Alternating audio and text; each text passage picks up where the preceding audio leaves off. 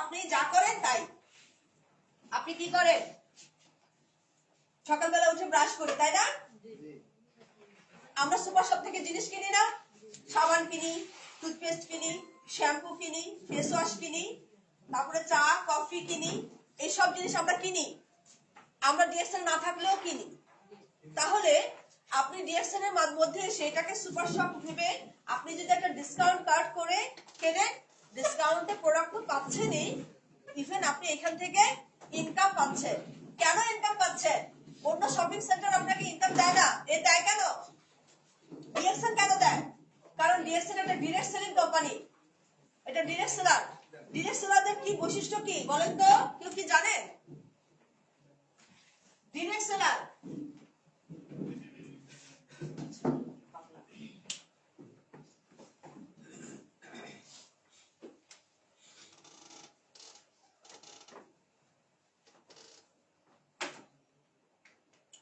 Direct seller direct selling business. ডিএক্সএলটা কি? Direct selling business. কেউ যদি ডিরেক্ট সেলিং মানে ডিএক্সএল এর বিষয়ে জিজ্ঞেস করে, ফার্স্ট কথা হচ্ছে ডিএক্সএল হচ্ছে একটা ডিরেক্ট সেলিং বিজনেস সিস্টেম এবং এটা ওয়ার্ল্ডের লার্জেস্ট গ্যানোডার্মা মাশরুম কোম্পানি। সহজ পরিচয়, সুন্দর পরিচয়, পৃথিবীর সবচাইতে বড় গ্যানোডার্মা মাশরুম কোম্পানি। এখন হচ্ছে প্রশ্ন, গ্যানোডার্মা কি? গ্যানোডার্মা হচ্ছে বিশ্ব স্বাস্থ্য সংস্থার মতে কিং অফ হার্বস। দুনিয়াতে যত হার্বস আছে তাদের রাজা হচ্ছে গ্যানোডার্মা। তাহলে ওই গ্যানোডার্মা মাশরুমের সবচাইতে বড় কোম্পানি কি? ডিএক্সএল। এটা কোনো ছোটখাটো পরিচয় না। হ্যাঁ, আপনি তাকে তখনই এই পরিচয় যখন দাঁড় করাবেন তখন একটা জিনিস বোঝা যাচ্ছে যে কোম্পানিটা ভালো।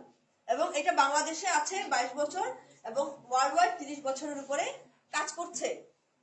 অনেক কোম্পানি আছে, ডিরেক্ট সেলিং কোম্পানি পৃথিবীতে অনেক আছে এবং আমাদের ডিএক্সএল হচ্ছে ওয়ার্ল্ড ডিরেক্ট সেলিং অ্যাসোসিয়েশনের অন্তর্ভুক্ত। যখন আমাদের বাচ্চাদেরকে স্কুলে ভর্তি করায় তখন যে কোনো একটা স্কুলে কি ভর্তি করায়? একটা রিকগনাইজ স্কুলে ভর্তি করায় না? তাহলে আমি আমার ক্যারিয়ারটাকে বিল্ড করার জন্য একটা রিকগনাইজ জায়গা যখন পাবো তখন কিন্তু এটা আগে আমাকে দাঁড় করাতে হবে যে এটা হচ্ছে একটা ওয়েল এস্টাবলিশড একটা জায়গা।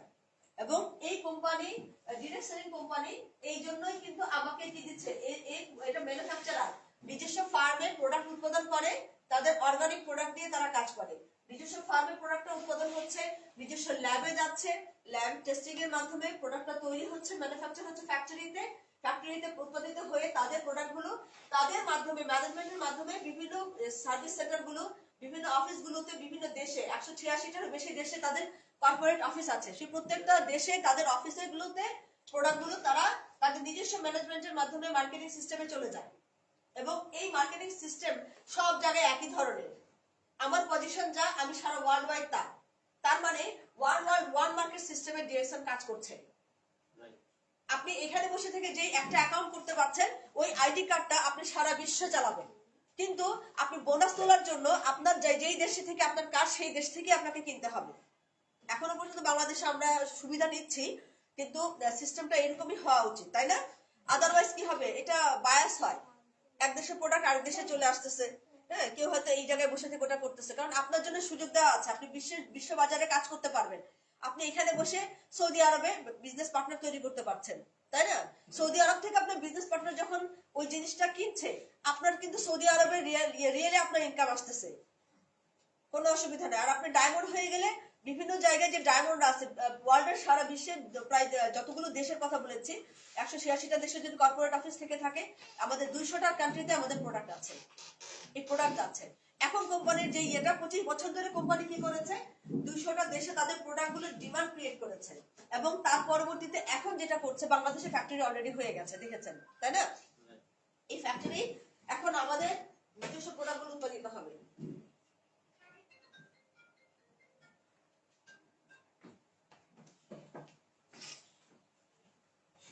এই ডিরেক্ট সেলিং কোম্পানি বলে নিজস্ব প্রোডাক্ট উৎপাদন করে ম্যানুফ্যাকচারার কার কাছে যায়? কাস্টমার। ম্যানুফ্যাকচার থেকে কাস্টমারের কাছে যায় বলেই আমি প্রোডাক্ট কিনে কিছু পাই, টাকা পাই। অন্যান্য সবগুলো আমাকে দেয় না, কারণ অন্যান্য শপের মধ্যে এই যে মাঝখানে যে ডিলার এগুলো আছে, ওরা আছে, ওরা মধ্যস্বত্বরা, তারা কি টাকাগুলো নেয় এবং আমি কাস্টমার কি করি, আমার কাছ থেকে টাকাগুলো নিয়ে ওখানে ভাগ হয়। আজকে আপনি যেই জিনিসই কিনেন, চাল ডাল আটা লবণ তেল যাই কিনেন, সেগুলো এখান থেকে কিন্তু সবাই ভাগ করে নিয়ে সবাই যায়, আমার কাছ থেকে নিয়ে যান। কিন্তু ডিরেক্ট সেলিং বিজনেস যেটাতে এখানে যা যা পাওয়া যায়, আমি যদি পেস্ট ইউজ করি, পেস্টের এইখান থেকে যে টুথপেস্টটা তৈরি হয়, এই টুথপেস্ট আমার কাছে যায়, কোম্পানি আমাকে ডিসকাউন্টে প্রোডাক্টটা দেয়, এবং কোম্পানি যখন ডিসকাউন্টে প্রোডাক্টটা দেয়, তারপরে কোম্পানি একটা লাভ করে, প্রফিট করে। কোম্পানি যে প্রফিটটা করে, সেই প্রফিটটা উল্লেখ করা থাকে ক্লিয়ার করে, কত টাকা করে, ওটা কি বলে? SB, sale value. এই সেল ভ্যালু থেকে আপনাকে আমাকে টাকাটা দিবে। কত টাকা দিবে? 6 থেকে 71%, 6 থেকে 71% কোম্পানি আমাকে দিবে বলেছে। তার মানে এখানে কিন্তু একটা জিনিস বোঝা যাচ্ছে যে এক একটা 6 থেকে স্টেপ বাই স্টেপ আমি এখানে এটা পাবো। যেই কারণে আমরা যখন শুরু করি তখন আমরা ছোট্ট আকারে পাই বোনাস। একই কাজ আজকে যারা আপনারা নতুন এসেছেন, আজকে যদি আপনারা শুরু করেন, তখন আপনি আপনার কাছে সাবানের যে দাম, হ্যাঁ, একটা সোপের যে দাম, একজন ক্রাউন অ্যাম্বাসেডর যখন সাবানটা কেনে তার জন্য সেম দাম। হ্যাঁ, একজন ক্রাউন অ্যাম্বাসেডর প্রতি মাসে 2.5 কোটি টাকা ইনকাম করছে, 2.5 কোটি এভরি মান্থ। আর একজন যখন নতুন আসে সে 150 টাকা পাচ্ছে। তার জন্য কি বোনাস কোয়ালিফাই পয়েন্ট কিন্তু বাংলাদেশে এটা 1300, 10 কান্ট্রিতে 100, কোথাও 50, যেখানে যেটা আছে সেখানে সেই রকম পয়েন্ট। এটা কিন্তু পয়েন্ট, 1300 পয়েন্ট, 100 পয়েন্ট, অনেক পয়েন্ট। কি আপনি একটা প্রোডাক্ট কিনলে প্রত্যেকটা প্রোডাক্টের সাথে পয়েন্ট পাবেন। এই পয়েন্ট কখনো ফ্ল্যাশ হয় না, কাটবে না, ঠিক আছে? তাই আপনি যখনই কিনছেন পয়েন্ট হচ্ছে, আপনি কিনছেন পয়েন্ট হচ্ছে, পরের মাসে কিনছেন পয়েন্ট হচ্ছে, এবং আপনার সাথে আপনার টিমরা কিনছে, সেই পয়েন্ট আপনার এখানে যুক্ত হচ্ছে, বড় হচ্ছে না? তার মানে হচ্ছে যে এই পয়েন্ট যত বেড়ে যাবে আপনার বোনাস পাওয়ার অপশন তত বেড়ে যাবে। আপনার কাজে একই মজার বিষয় না? ফার্স্টে যখন কাজ করেছি তখন বুঝেছি বিজনেস ইনভেস্ট করতে হয়, সেদিকে বুঝি না, বুঝি কোনটা লাভের ক্ষেত্রে। হ্যাঁ, লাভটা কম আসলে ভালো লাগে না, ইনভেস্ট যে বেশি করি না সেদিকে কিন্তু খেয়াল নাই।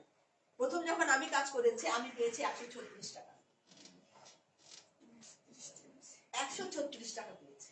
আমার সাথে মিলে গেছে লিডার, আমার সাথে। হ্যাঁ, তাহলে কি টিম টিম আমরা বলি না? আচ্ছা ফাইন, 136 টাকা পেয়েছি। তো আমি কিনেছিলাম তখন 5,500 টাকার জিনিস। এখন 5,500 টাকা দিয়ে কি ব্যবসা হয়? ব্যবসা করতে আসছি, 5,500 টাকার জিনিস কিনেছি। জিনিস কিনে নিয়ে কিন্তু আমার বাসায় চলে আসছি, বাসায় এসে আবার দাঁত মাজতেছি, সাবান দিয়ে গোসল করতেছি, শ্যাম্পু লাগাইতেছি, এই কিন্তু খবর নাই। খবর কখন হয়েছে? যখন এটা এত কম। কেন বুঝতে পারছেন?